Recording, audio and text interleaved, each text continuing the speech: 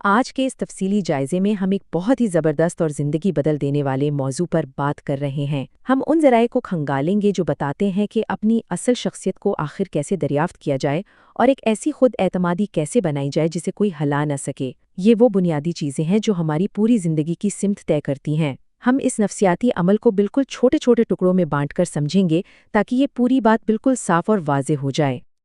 آپ ذرا اس بات پر غور کریں، دنیا میں سب سے مشکل کام دوسروں کو سمجھنا نہیں بلکہ خود کو سمجھنا ہے۔ واقعی یہ بات کتنی گہری اور سچی ہے نا؟ انسان اکثر اپنی پوری زندگی صرف اسی ادھیڑ بن میں گزار دیتا ہے کہ دوسرے کیا پسند کرتے ہیں یا انہیں کیا برا لگتا ہے۔ ہم اپنا سارا وقت دوسروں کو خوش کرنے یا ان کے معیار پر پورا اترنے کی کوشش میں لگا دیتے ہیں، اور اپنے بارے میں جاننے کے لیے تو ہمارے پاس وقت ہی نہیں بچتا۔ اور اس سب کا نتیجہ کیا نکلتا ہے؟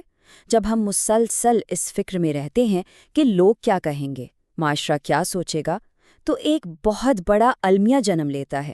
معاشرے کی ترجیحات کے مطابق جینے کی ہم ایک بہت بھاری قیمت ادا کرتے ہیں، اور وہ یہ کہ ہم اپنی اصل شناخت ہی کھو بیٹھتے ہیں۔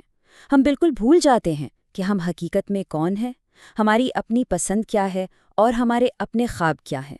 یہ ایک ایسا زبردست نقصان ہے جس کا احساس عموماً بہت دیر سے ہوتا ہے۔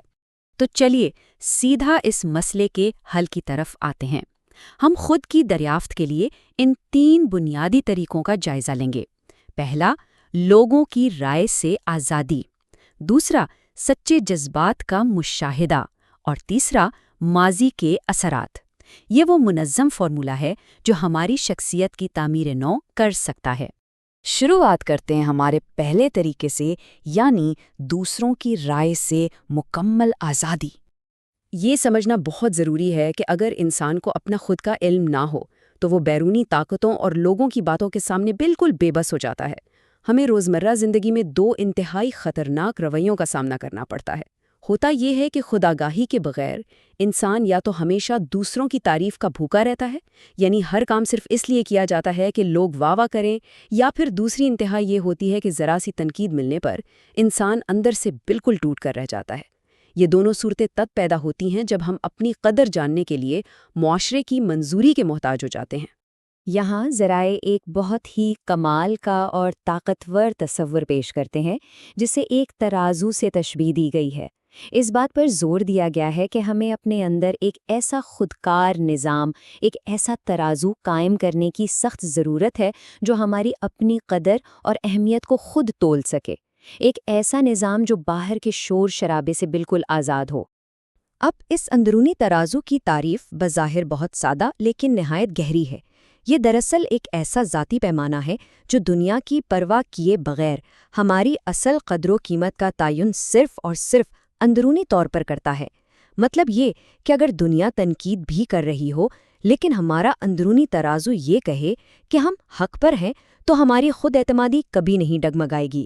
یہ ترازو ہمیں لوگوں کی بدلتی ہوئی آراء کی آندھیوں سے بچاتا ہے اور ہماری شخصیت کو ایک مستقل، مضبوط بنیاد فراہم کرتا ہے۔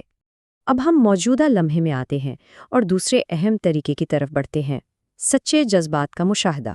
ذرا سوچئے، ہمارے اندر جو چھپے ہوئے خوف اور خواہشات ہیں، جو خاموشی سے ہمارے فیصلوں کو کنٹرول کر رہی ہوتی ہیں، کیا ہم واقعی انہیں سمجھتے ہیں؟ اس کے لیے سب سے پہلا قدم یہ ہے کہ اپنے سچے احساسات کو چھپانا بند کیا جائے۔ اگر اندر اداسی ہے یا کسی بات پر شدید غصہ ہے تو اسے تسلیم کرنا سیکھیں۔ جھوٹی مسکراہٹیں سجانے کے بجائے اپنی حقیقت کا سامنا کریں۔ ہمیں یہ جاننا ہوگا کہ ہمیں حقیقت میں کیا چیز خوشی دیتی ہے اور کیا چیز پریشان کرتی ہے، بجائے اس کے کہ ہم آنکھیں بند کر کے بس بھیڑ کے پیچھے چلتے رہیں۔ اپنے جذبات کے ساتھ مکمل ایمانداری ہی ان سچے جذبات کو سمجھنے کی سب سے پہلی شرط ہے۔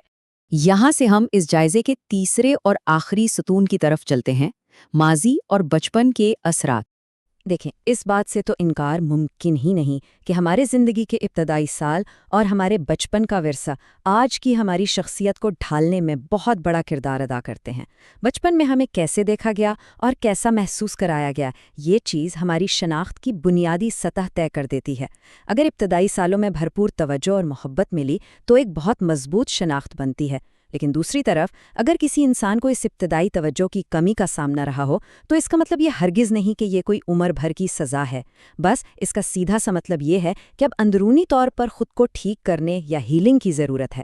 تو سوال یہ پیدا ہوتا ہے کہ بہتری کیسے لائی جائے؟ یہ وہ زبردست عملی طریقے ہیں جن کی مدد سے انسان ماضی کی اس کنڈیشننگ سے باہر نکل سکتا ہے۔ سب سے پہلے تو اس بچپن کے ورثے کو، چاہے وہ کیسا بھی ہو، کھلے دل سے تسلیم کریں۔ پھر دوسرے نمبر پر خود اپنا بہترین دوست بنیں۔ ہم دوسروں کے ساتھ تو بہت ہمدردی کرتے ہیں، لیکن خود پر بہت سخت ہوتے ہیں۔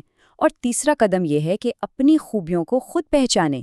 جب انسان شعوری طور پر اپنی خصوصیات کو سراہنا شروع کرتا ہے تو وہ اپنی ایک نئی اور انتہائی مضبوط پہچان بنا لیتا ہے۔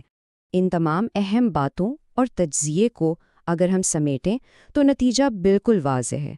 خود کی دریافت دراصل ایک مسلسل سفر ہے۔ یہ کوئی ایسی آخری منزل نہیں ہے جہاں پہنچ کر انسان بس رک جائے، بلکہ یاد رکھنے کی بات یہ ہے کہ انسان جتنا زیادہ خود کو، اپنے جذبات کو اور اپنے ماضی کو جانتا ہے، وہ معاشرے کے مسلسل فیصلوں اور تانوں سے اتنا ہی آزاد ہو جاتا ہے۔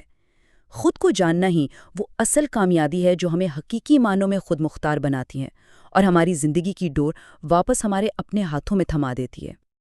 اور اب اختتام پر ایک بہت ہی گہرا اور غور طلب سوال باقی رہ جاتا ہے، کیا ہم واقعی خود کو جانتے ہیں؟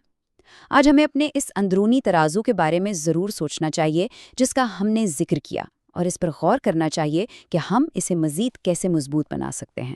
خود آگاہی کے اس خوبصورت سفر کو یوں ہی جاری رکھیے گا۔ یہ جاننے کا سفر کہ ہم اصل میں کون ہیں، یقیناً زندگی کا سب سے بہترین سفر ثابت ہوگا۔ اس تفصیلی جائزے کا حصہ بننے کے لیے بہت شکریہ۔